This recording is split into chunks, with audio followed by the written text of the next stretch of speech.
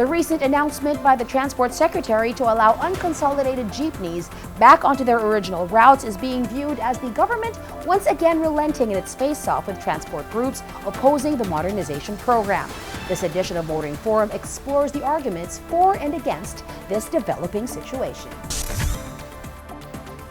The DOTr has announced plans to allow unconsolidated jeepney drivers and operators to return to their original routes, despite the expiration of the mandatory public utility vehicle consolidation deadline. This decision is framed as an effort to address ongoing opposition to the public transport modernization program. Some view the move as a proactive step by the DOTr to respond to the concerns of unconsolidated jeepney drivers and operators. By allowing them to return to their previous routes, the DOTr is seen as adopting a more inclusive approach to the PTMP. The steps taken by the DOTr in reaching this decision indicate a thoughtful and comprehensive strategy. It began with consultations involving transport groups and culminated in the creation of a framework that enables the limited operation of unconsolidated jeepneys. However, others have a different perspective. They argue that allowing unconsolidated jeepneys to return to their previous routes undermines the core rationale behind the PUV modernization program.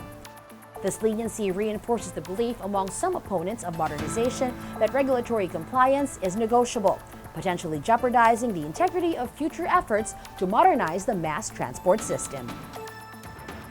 Supporters of the DOTr's move contend that involving key stakeholders demonstrates a collaborative effort to refine the PUV modernization program.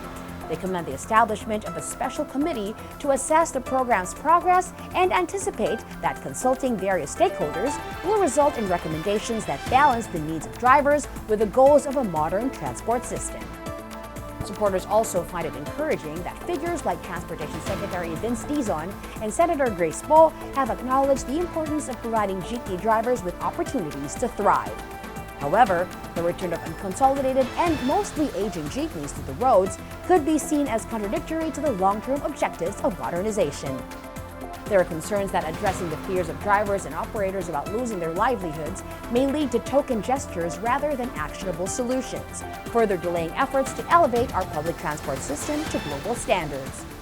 The focus on the right to earn a decent living, combined with the aspiration for a safe and dignified transport system, aligns well with the broader goal of ensuring that public transportation meets the needs of all commuters. Looking ahead, it is crucial for the DOTr to ensure the timely development of route plans that facilitate the return of drivers to their franchisees while improving the commuting experience for the public.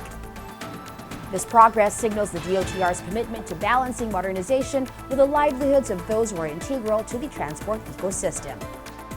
Ultimately, it is important for all stakeholders to engage in constructive dialogue as efforts are made to create a transport system that is both efficient and socially responsible.